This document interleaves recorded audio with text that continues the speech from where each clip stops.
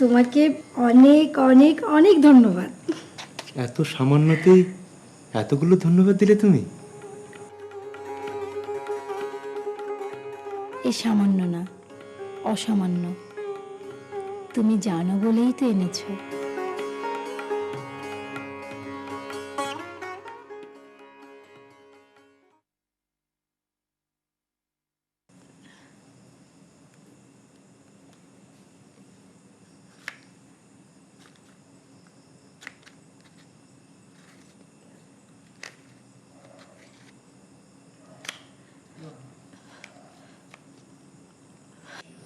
তুমি আমায় একটা রং পেন্সিল কিনে দেবে?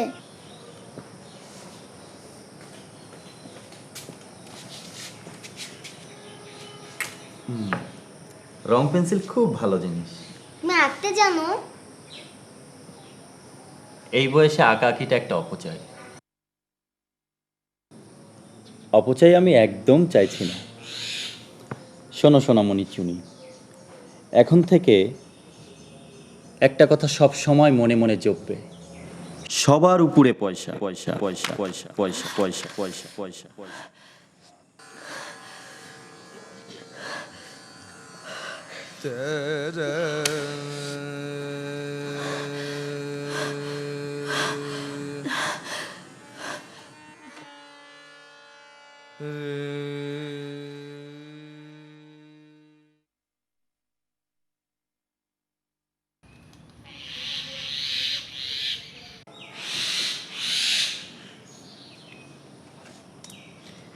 কাকি, একটা মজার অভিজ্ঞতার কথা শুনুন। এক ইংরেজ ভদ্রলোকের অফিসে গিয়েছিলাম। জানেন কি এক অদ্ভুত জিনিস খেতে দিয়েছিল?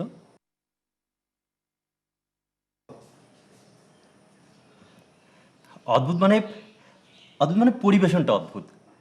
চার পাপড় দিয়েছিল। অদ্ভুত জিনিসটা কি বললেন না তো দাদা বাবু? অদ্ভুত জিনিসটা হলো চাটা। ইংরেজ ভদ্রলোক চায়ে দুধও দেয় না, চিনিও দেয় না। এই চায়ের একটা বিশেষ নাম আছে। কি নাম? লিকার চা। এই চা স্বাস্থ্যের জন্য খুবই ভালো। চায়ের সাথে দুধ এবং চিনি নাকি এক ধরনের স্লো পয়জন। তাই পয়সা দিয়ে বিষ পান আজ থেকে আমরাও করব না। সুতরাং এই বাড়িতে আজ থেকে শুধুই লিকার চা। পরিকল্পনাটা কেমন?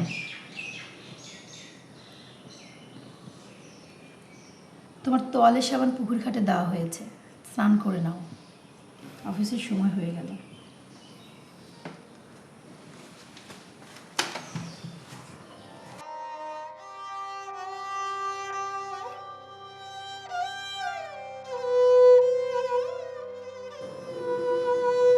মা বলো না, চা কেন অদ্ভুত জিনিস? সেটা আর কিছুদিন পরেই বুঝতে পারবা বাবা।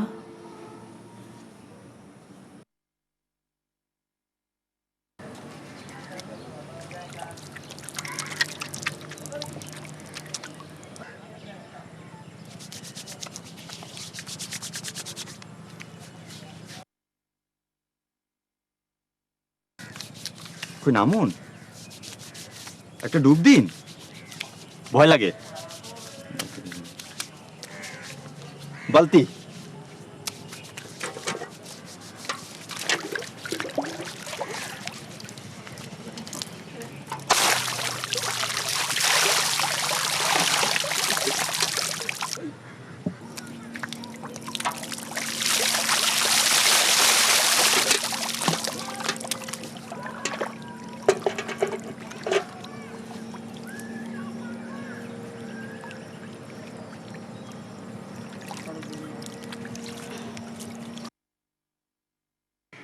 কাদা মাখলো কি করে? বাড়ির পেছনটায় পানি জমে সবসময় কাদা হয়ে থাকে, সেখানে পিছলিয়ে পড়েছে। ছোট মানুষ, কি আর করা। এতটুকু ছেলের জন্য এত এত সাবান মাখা কি হলো? পয়সার অপচয় মাত্র। নিশ্চয়ই গোবিন্দ ভাবছে কাদা লাগলে কি সাবান মাখার প্রয়োজন হয়? পয়সার অপচয়।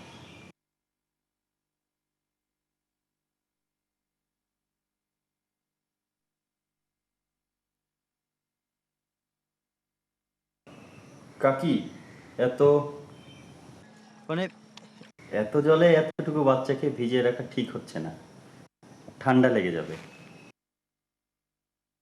ওকে তাড়াতাড়ি গা মুছিয়ে নিয়ে যান। বালতি।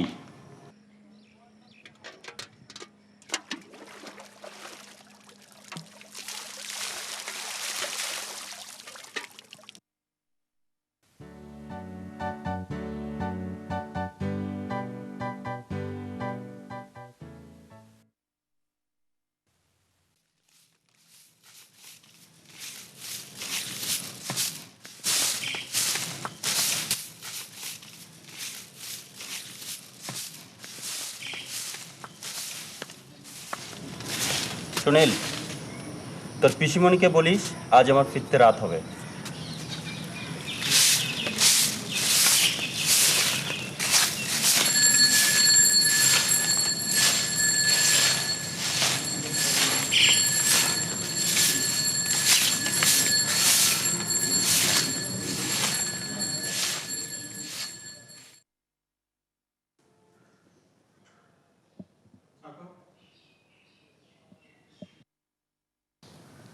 মা আমায় দেবে না আঁকতে?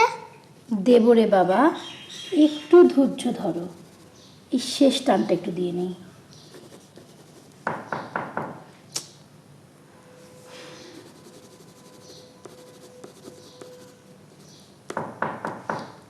এই অসময় শরীরটা যে কেন জ্বালায়।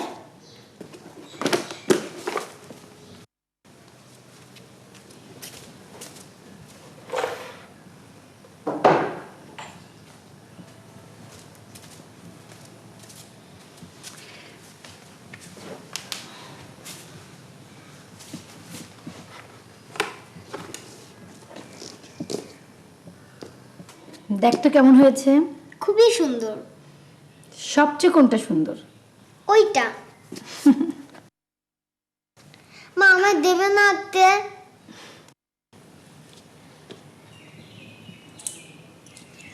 যা তো, সামনের ম্যাকডোগালের চৌরাস্তায় কোনায় দোকানটায় গিয়ে কাটেজ পেপার নিয়ে আয়। দোকানদার না বুঝলে বলবি ড্রয়িং কাগজ।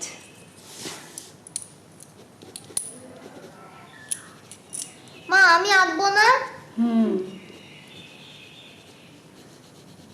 আমাদের পিসিমণির ছবির একমাত্র দর্শক আর বিচারক হচ্ছে আমাদের চুনিমণি। তুই এখনো যাসনি? চুনি ছবি আঁকবে যে।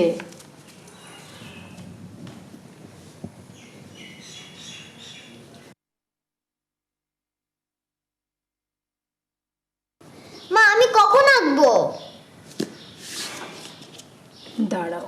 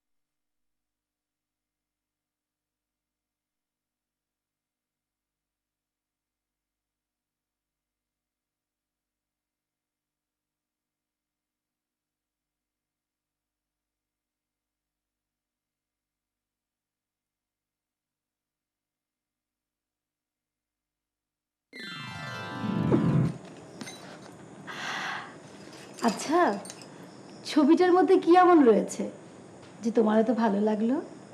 সতু, তুমি সব সময় আমার সাথে ছবি নিয়ে রসিকতা করো। কেন ভাবো যে তোমার এই উকিল স্বামীটি ছবি বোঝেন না? উকিল সাহেব দয়া করে আপনার হাতের ধরা ছবিখানা আমাকে বোঝাবেন?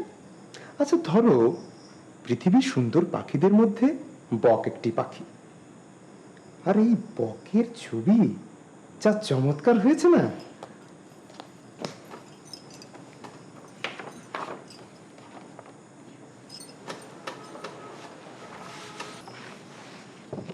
আরে এ তো দেখছি মানুষের ছবি। বক কি করে মানুষ হয়ে গেল বলো তো? একেবারে জাদুর মতো না?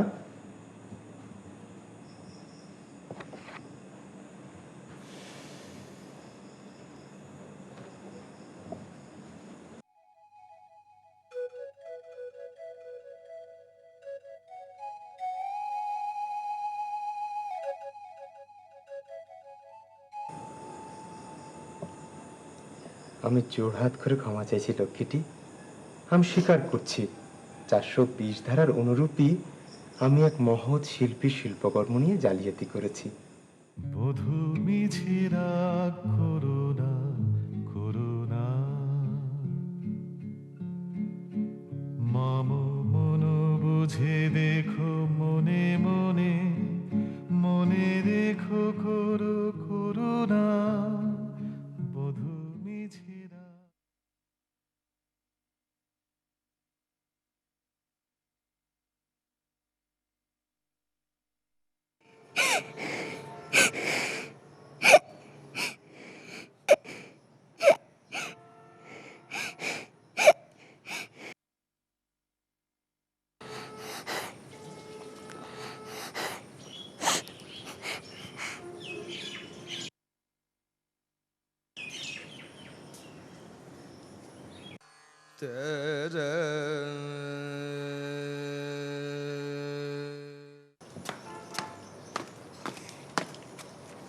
এই কাঁদছিস কেন? তোকে কি আমি মেরেছি না বকেছি? আচ্ছা তুই বল, তোকে কি আমি কোনো বাজে কথা বলেছি?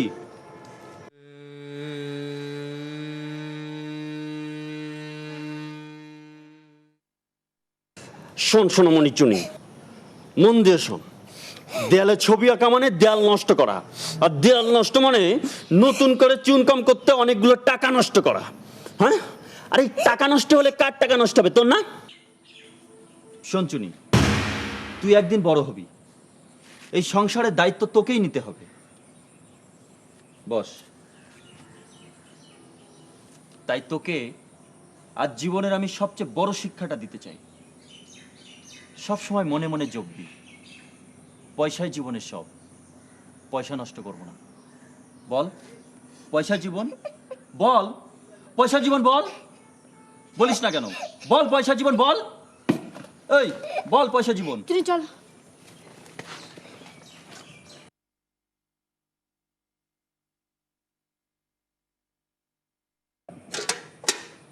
এই দাঁড়াও, যাও সমস্ত দেয়াল ভালো মতো পরিষ্কার করবে। যাও যাও।